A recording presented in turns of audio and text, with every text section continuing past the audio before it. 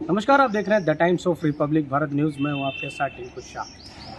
2 चरणों के चुनाव के बाद किस तरीके से उत्तर प्रदेश का माहौल है, क्या कुछ है लोगों की जानकारी में कि किस तरीके से 2024 को किन मुद्दों को लेकर के वोट करेंगे।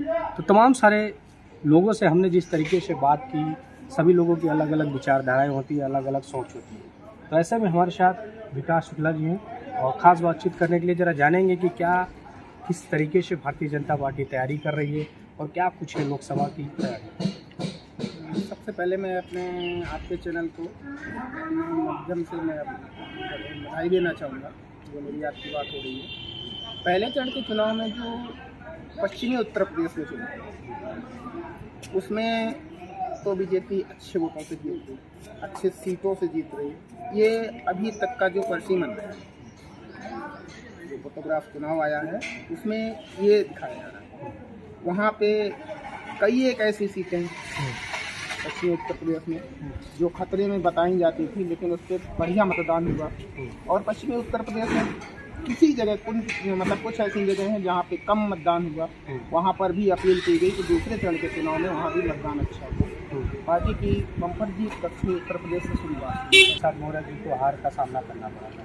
इस बार किस तरीके से फूलपुर और उधर के क्षेत्र में किस तरीके से भारतीय जनता पार्टी लगातार अपनी तैयारी कर रही है। वहाँ पर फूलपुर क्षेत्र में पहले माननीय डिप्टी सीएम केशव प्रसाद मौर्य भी चुनाव हारे।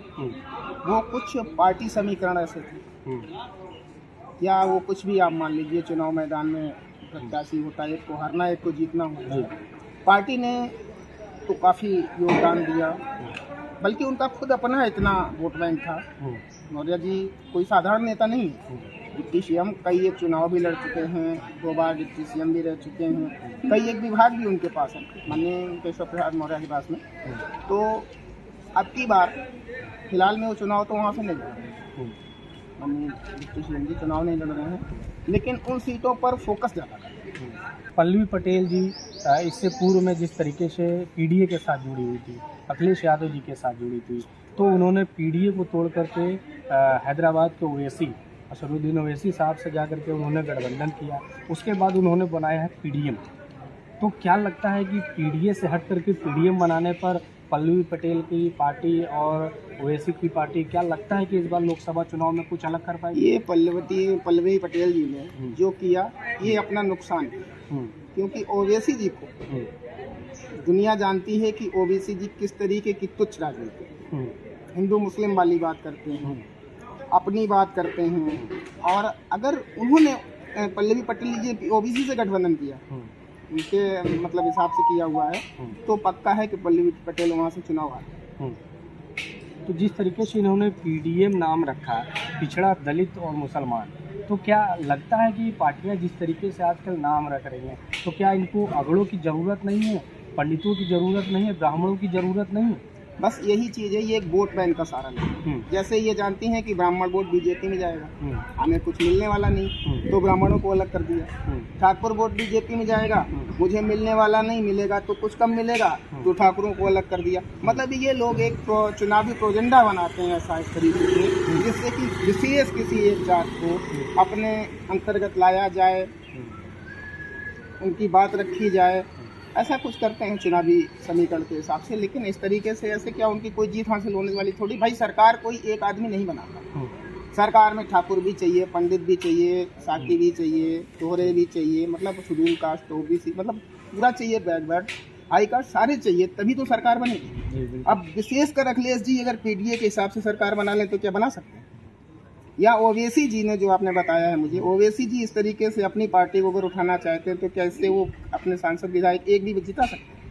विशेषकर वोट तो किसी का नहीं होता, जब नेता को, लीडरशिप को सारे पब्लिक का समर्थन होता है, हर कास्ट का समर्थन होता है, तभी तो एक सरकार बनती है, तभी एक एमपी बनता है, तभी एक विधानसभा से एमएलए बनता है। इस बार भारतीय जनता पार्टी एक नारा लेकर के चली है कि अब की बार फिर एक बार मोदी सरकार, 400 पार, गांव-गांव में लोगों से चुनावी रथ जिस तरीके से मोदी जी का निकल रहा है, गारंटी के साथ निकल रहा, राशन की गारंटी, तमाम सारी योजनाओं की गारंटी। तो क्या लगता है कि पूरे उत्तर प्रदेश में 80 के 80 सीटें, क्या जिस तरीके से उत्तर प्रदेश के मुखिया दावा कर रहे हैं, क्या लगता है कि वो हकीकत में हो पाएगा? इसके लिए माननीय मुख्यमंत्री आदित्यनाथ योगी जी पूरा मेहनत कर रहे हैं, जन वन की रैलियाँ कर रहे हैं, भीड़ जुट रही है रैलियों में। अपनी जो बात है वो योगी जी रख रहे हैं, जो कार्यकर्ता हैं अपनी पब्लिक के बीच में बात रख रहे हैं, मंत्री विधायक हैं अपनी बीच बात रख रहे हैं। लेकिन मजा तो मोदी की गारंटी है। जो मोदी की बात है उस पर पब्लिक अमल करती है, योगी जी की बात पे पब्लिक अमल करती है, और संभवतः 400 से 400 पार ही होगा। एक सवाल आपसे पूछता हूँ आखिरी कि मोदी और योगी दोनों में से बेस्ट कौन है? अपनी अपनी जगह दोनों लोग, यूपी के लिए तो योगी जी बेस्ट, और केंद्र के लिए तो सेंट्रल के लिए तो मोदी जी। योगी जी यूपी की कमान बहुत बढ़िया संभालते हैं। गुंडा, माफिया, अपराधी, लुटेरे, लफंगे, लुच्चे, योगी जी की नज़र में एक भी नहीं बच सकता। जिसके ऊपर नज़र हो गई तो समझ लो मिट्टी मिल गया। और मोदी जी बॉर्डर देखते हैं। वो लोग तो लगातार कह रहे हैं कि हमको जहर देकर के मार दिया गया, हमें गोली मरवा दिया गया जानबूझ के। वो योगी जी की तरफ आपने स्टेटमेंट देखा होगा जो लव तिवारी हैं, अतीक हत्याकांड में, आज कोर्ट ने को चार्जशीट मिली, उसमें कोर्ट ने उनको दोषी ठहराया। आप बताइए कहाँ सरकार पक्षपात कर रही है? उनका आरोप रहता है, आरोप ना, विपक्षी तो आरोप लगाएंगे। लेकिन अगर सरकार लव तिवारी का, ये अतीक के जो सूत्रों को जिन्होंने अतीक अशरफ को मारा, अगर सरकार इनकी मदद करती, माननीय आदित्यनाथ योगी जी इनकी मदद करते, तो कोर्ट में आज ये मामला कैसे हो जाता है कि तीनों दोषी करार दिए। इस बार क्या मानते, 400 पार? जी हाँ, 400 पार। और कन्नौज के बारे में थोड़ा सा बताइए। मैं ये कहना चाहूँगा, माननीय केशव प्रसाद मौर्य जी डिप्टी सीएम पिछली बार जब सुब्रत जी चुनाव जीते थे तब भी नामांकन में गए थे कन्नौज, और इस बार जब माननीय सुब्रत पाठक जी का पर्चा भरा गया, नामांकन हुआ, नॉमिनेशन हुआ, तब भी माननीय केशव प्रसाद मौर्य जी गए, और डिप्टी सीएम के जाने पे वहाँ बहुत भीड़ उमड़ी कन्नौज ग्राउंड में, और संभवतः वहाँ पर लड़ाई कांटे की। मैं ये नहीं कहता, मैं बीजेपी का कार्यकर्ता हूँ, अपनी पार्टी का हर आदमी बात कहता है, लेकिन मैं ये भी कहता हूँ कि भाई अखिलेश जी के उतर जाने से वोट बैंक कम हुआ। लेकिन ऐसा ना सोचिए, सुब्रत जी अगर पहले 5 लाख से जीतते थे तो अब कह रहे हैं हम 1.5 लाख से जीते हैं। लेकिन जीतना बीजेपी को ही है, क्योंकि पब्लिक के मन में भी जीती। तो ये थी लखनऊ की जनता जिन्होंने अपनी अपनी राय रखी, और सभी की विचारधाराएं होती हैं और सभी लोग अपनी अपनी पार्टी की दावा करते रहते हैं। तो ऐसी खास रिपोर्ट देखने के लिए बने रहिए कैमरा पर्सन गुलशन के साथ। टिंकू शाह, लखनऊ।